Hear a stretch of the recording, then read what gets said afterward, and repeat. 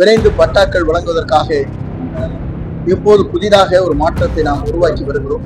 ஒவ்வொருவருக்கும் எல்லை கோடுகள் கற்கள் பிழைக்கப்படும், அதற்கான நடவடிக்கை மேற்கொள்ளப்படும்.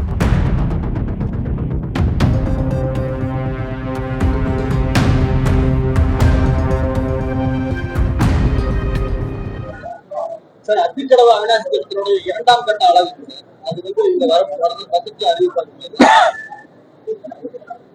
அதை பற்றி ஆய்வுப் பணிகள் நடைபெற்றுக் கொண்டிருக்கிறது. ஆய்வுப் பணிகள் முடிந்ததற்கு பிறகு அதை பற்றி முதல் முடிவு செய்வார். சார், இந்த வருவாய்த்துறையில பட்டா மாறுதலுக்கான ஒரு செயலி தயாரிட்டு சொன்னாங்க சார். ஏன்னா இப்போ வீட்டுமனை வாங்கினா கூட பட்டா மாறுதலுக்காக பல இடங்களில் கலையப்பட்டு இருக்கு. அந்த செயலி எப்போ செயலியை பொறுத்தவரையில் இப்போது பத்திரப்பதிவில் பதிவு செய்கின்ற அனைவரும்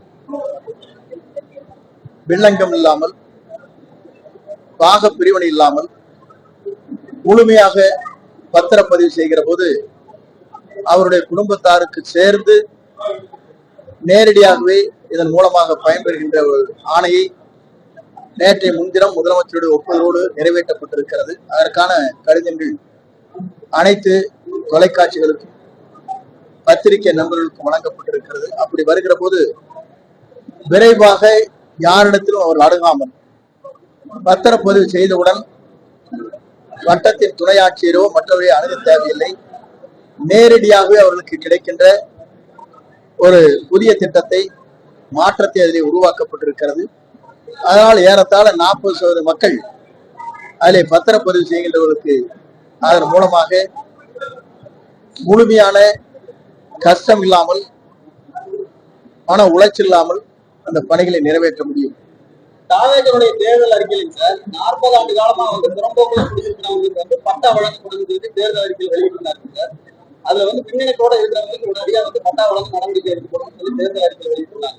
பொதுவாக நத்த புறம்போக்கு வேறிடத்திலே குடியிருப்பவர்கள் இதை ஆய்வுப் பணிகள் நாங்கள் மேற்கொண்டு வருகிறோம். முதலமைச்சருடைய அறிவுறுத்தின் பேரில் விரைந்து பட்டாக்கள் வழங்குவதற்காக இப்போது புதிதாக ஒரு மாற்றத்தை நாம் உருவாக்கி வருகிறோம். முழுமையாகவே வட்டாட்சியரே எல்லா பொறுப்பையும் ஏற்று பணியாற்ற வேண்டிய ஒரு நிலை இருக்கிறது. அதை மாற்றி அமைக்கலாம் என்பது துறையின் சார்பாக முதலமைச்சர் ஒப்புதலுக்காக நாங்கள் அனுப்பி இருக்கிறோம்.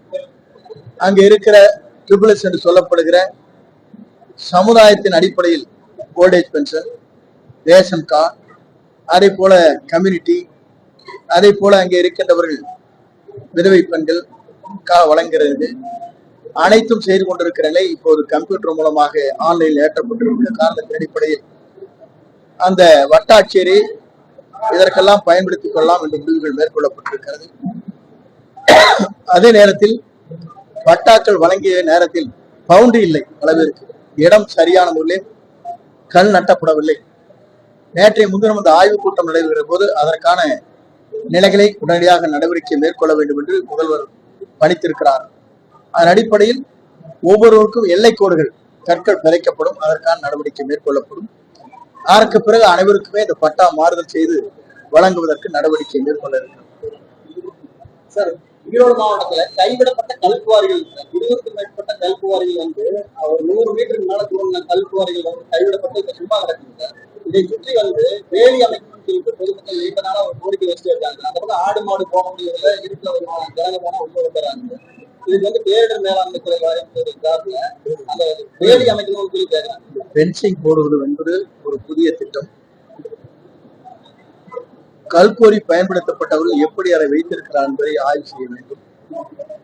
அதற்கு பிறகு அதனுடைய துறை அமைச்சர் அவர்கள் அதுக்கு ஆய்வு செய்து எவ்வளவு கல்கோரி இருக்கிற இடத்தில் முன்வேலி அமைப்பதற்கு எவ்வளவு செலவாகும் என்பதை மதிப்பீடு தயாரிக்கப்பட வேண்டும். அதற்கு பிறகு அரசுடைய ஒப்புதல் பெறப்பட வேண்டும். அதற்கு பிறகுதான் அதை பற்றி அமல்படுத்த முடியும். கொடநாடு கொலை வழக்கு குறித்து கடந்த ஆட்சியில எந்த விதமான நடவடிக்கை எடுக்காம இருக்காங்க. இந்த ஆட்சியிலாவது அதற்கான நடவடிக்கை எடுக்கப்படுது. கொடநாடு என்பது மாண்புமிகு அம்மா அவர்கள் வாழ்ந்த இடம்.